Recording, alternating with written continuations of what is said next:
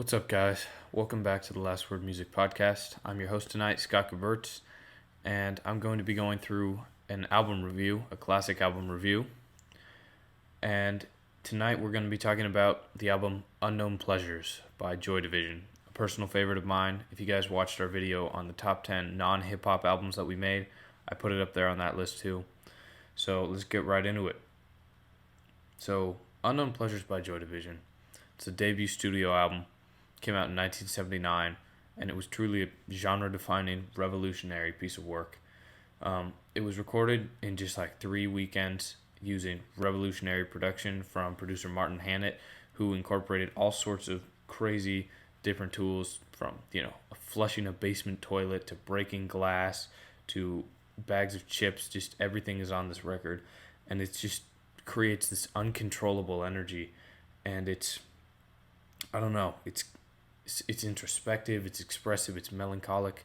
It's truly a wonderful piece of art. I would highly recommend it.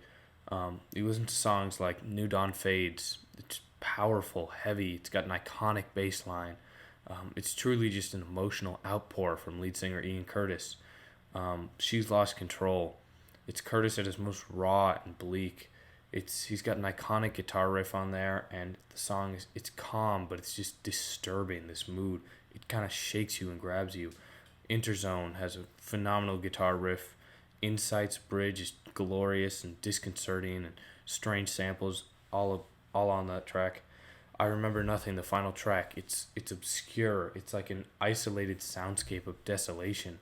This record, it kind of revolutionized punk and turned it. They were the first band to kind of introduce this post-punk movement, which shifted punk's anger and energy and violence almost into like introspection and expression, and just kind of like displaying your emotional spectrum. So the album, like I said, it was recorded over only 3 weekends, which makes it all the more impressive. And the members of this band would go on afterwards to form New Order, which is a popular 80s kind of electronic post-punk band as well. I would recommend you guys check them out too. But unfortunately, lead singer Ian Curtis eventually took his own life. He hung himself before the release of their second studio album, Closer, which is another classic album. He was really the lifeblood of this band, I guess. His lyrics and his vocal delivery are truly unique and just bleak in every way. He was a man who was struggling with depression, struggling with epilepsy, and a failing marriage, a young man at only 20, 21, 22, 23, who just, he was just in so much pain. And it's evident on this record. And one of my favorite parts about the album, too, is when you ask the members of Joy Division, people have asked them, like, hey, what are the meanings of these lyrics? And they say, whatever it means to you. They're intentionally ambiguous. They're expressive, but at the same time somewhat vague, allowing each listener to kind of place their own personal representation, their own personal sadness and sorrows into the album. It's truly just a visceral experience full of emotions and just an outpour. Like I said, Curtis's lyrics, they're not specific, It's not just like, oh, I'm in a dying marriage, or, like a lot of the stuff we see in more modern music. They're bleaker, they're wider ranging, and it's just phenomenal. He opens the record with Disorder, one of the greatest intro tracks ever, and it just counters this kind of like upbeat, almost guitar riff mood with lyrics. He starts it out, the first lyrics on the album: I've been waiting for a guide to come and take me by the hand. Could these sensations make me feel the pleasures of a normal man? And his delivery it's truly exceptional. So what we did also, guys, is we came up with a rubric for non-hip-hop albums finally. So we're going to start giving you guys more classic album reviews of albums, older classic rock, everything that's not hip-hop, just expand our array of music that we're covering. So this is really our first non-hip-hop album review. And we're going to start with Lyricism, which is, we took over from the hip-hop rubric category, worth 20 points. I gave this a perfect 20. Like I said, it's just a depressing listen, but at the same time, it's personal, it's emotional, it's an outpour, and it really makes you feel what Curtis is going through and kind of relate it to your own life. The lyrics are, They're almost rare too. When you listen to it, you think he's singing more than he is. And when you go on Genius Lyrics and look at it, he's only got 2, 3 verses on a song with very short lyrics, but it's just fused with the sonic elements of the album. Truly, all-time great lyricism. So next up is album narrative and sequence, another recurring section from the hip hop rubric, worth 20 points. And I give it a 20 again. I have to say, the overall tone of this album just stays consistent throughout, and it's just so emotional. I mean, the sequencing, the songs flow greatly from track to track. They just keep building this disturbing mood until it kind of breaks out into the second to last song, Interzone. And then on the last track, it's just like you're just full of this empty landscape of just desolation. And there's breaking glass sampled on the song, and it's just so unique. I've never really heard anything like it, even in modern day music. So album narrative and sequence, I give it a 20. The way the tracks shift, perfect.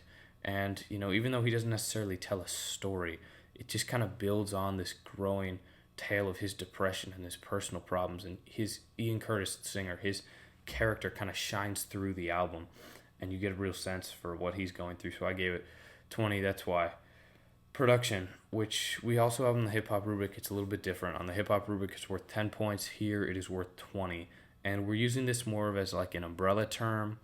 It covers like instrumental performances, all sorts of stuff, all encompassing, just kind of like sonically, what's the album like. And again, I had to give it a 20, like I mentioned. Martin Hannett used revolutionary techniques on here, just coming up with obscure ideas and objects to put into the track. Mentioned before, bags of chips, flushing basement toilets, breaking glass, everything you can think of. And it's just so strange and heartfelt and like sad.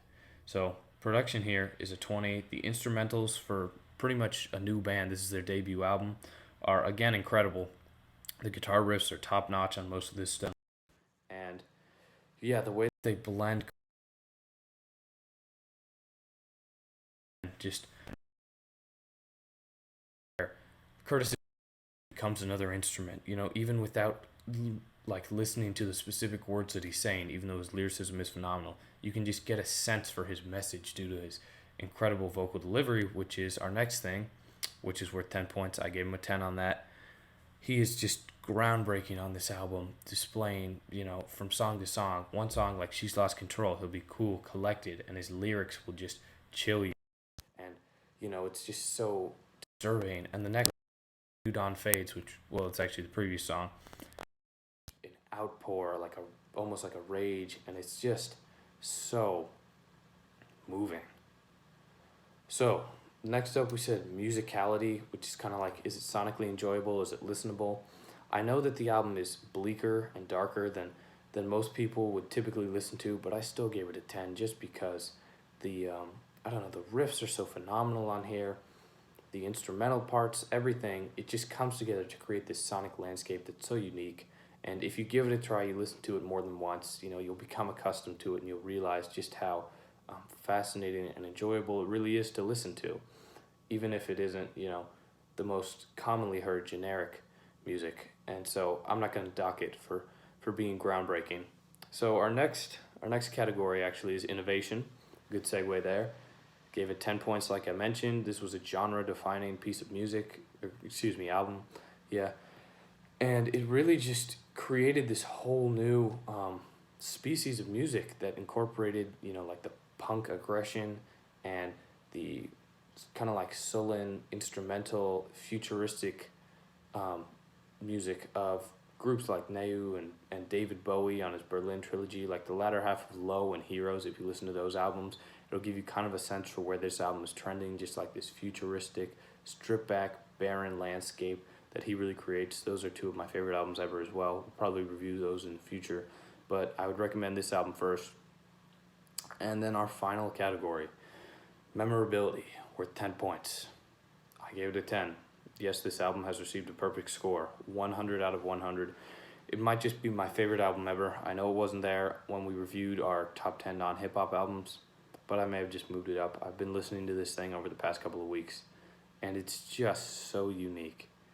The album is looked back on as an all-time classic, one of the greatest debut and just regular albums ever. It's revolutionary, genre-defining, all this stuff that I said. It's when you go back and listen to it, it seizes you and shakes you emotionally. It's just so visceral. So I gave it a 10, a perfect score, 100 out of 100. Highly recommend the album. It's a timeless record. It's unlike anything I've ever heard, and words just can't describe the sheer emotional magnitude of this thing. So, my favorite tracks: Disorder, Insight, New Dawn Fades, and She's Lost Control. Those are probably the highlights of the album for me. But again, least favorite tracks, there are none. The album's flawless. I truly think that if you give it a chance, you can experience such a wide range of emotions with this piece. So I would highly recommend it. That's all I've got for tonight, folks. I know this is a little bit of a change of pace from our hip-hop battles, with Charlie and Dimitri, but I hope you guys like this too. Tell us if you want to hear more classic album reviews in the future of non-hip-hop albums. Just let us know your thoughts in the comments below. Did you like the album? Did you hate it? What did you think? Unknown Pleasures, Joy Division. Just let us know. No harsh feelings here. If you don't love it, I'm not going to attack you. But that's all. I'm your host, Scott Gebertz. Thank you for watching and listening. This has been The Last Word.